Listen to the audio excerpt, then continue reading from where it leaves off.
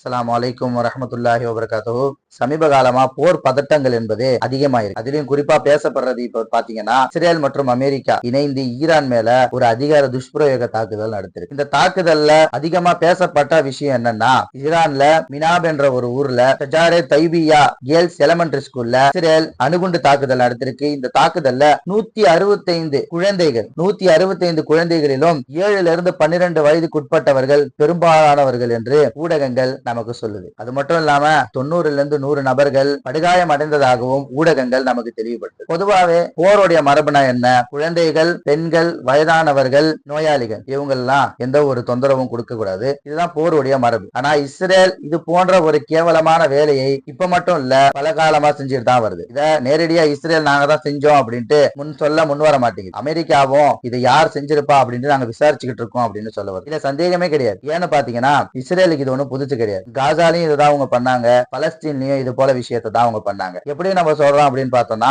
மருத்துவமனைகள், குழந்தைகள் தங்கி இருக்கக்கூடிய அந்த பள்ளிகளின் மீது அவருடைய தாக்குதல் இருந்த பொழுதும் அவங்க சொன்ன காரணம் என்ன? இந்த இடத்துல ஹமாஸ் அமைப்பினர்கள் தங்கியிருக்காங்க, அந்த செய்தி எங்களுக்கு வந்தது, அதனாலதான் நாங்க இந்த இடத்துல போர் செஞ்சோம் அப்படின்ட்டு இஸ்ரேல் அதுக்கெல்லாம் ஒரு சப்ப காரணம் சொல்லிச்சு. அதனால இது ஒண்ணு அவங்களுக்கு புதுசு கிடையாது இந்த விஷயத்தை செய்யறது. அது மட்டும் இல்லாம 165 குழந்தைகள் அந்த வீடியோக்களை நம்மளால பார்க்க முடியுது. ஒரு மிகப்பெரிய ஒரு கூட்டம் அந்த குழந்தைகளுடைய இறுதி ஊர்வலத்துல கலந்திருக்கு. அங்க இருக்கக்கூடியவருடைய நிலையெல்லாம் எப்படி இருக்கும்? இன்னைக்கு இவங்களுக்காக நம்ம நிக்கிறோம், நாளைக்கு நம்ம அந்த இடத்துல நிற்போம், நமக்காக வேற யாராவது நிப்பாங்க அப்படின்ட்டு தான் இருக்கும். இங்கு போருடைய காரணம் பல காரணங்கள் சொல்லப்பட்டாலும் போர் நடந்தால் நிச்சயமாக அங்கு பாதிக்கப்படுவது அப்பாவி ஜனங்களை தவிர வேறு யாரும் கிடையாது. ஈரான்ல அப்பாவி ஜனங்கள் இறந்தாலும் இஸ்ரேலிலேயும் இது போல அப்பாவி ஜனங்கள் இறக்கத்தான் செய்வார்கள். காரணம் போர் யார் பெரியார் அப்படின்ட்டு நிரூபிப்பதுல மிகவும் மும்மரமா இருக்கும். இது போல வேலையை செய்யற இஸ்ரேல், அமெரிக்காவுடைய அதிபர் ட்ரம்ப் என்ன சொல்றாரு? நாங்க இதை செய்யறதெல்லாம் பீஸுக்காக தான் செய்யறோம். My proudest legacy will be that of a peacemaker and unifier. That's what I want to be, a peacemaker and a unifier. Here's the truth. Israel seeks peace.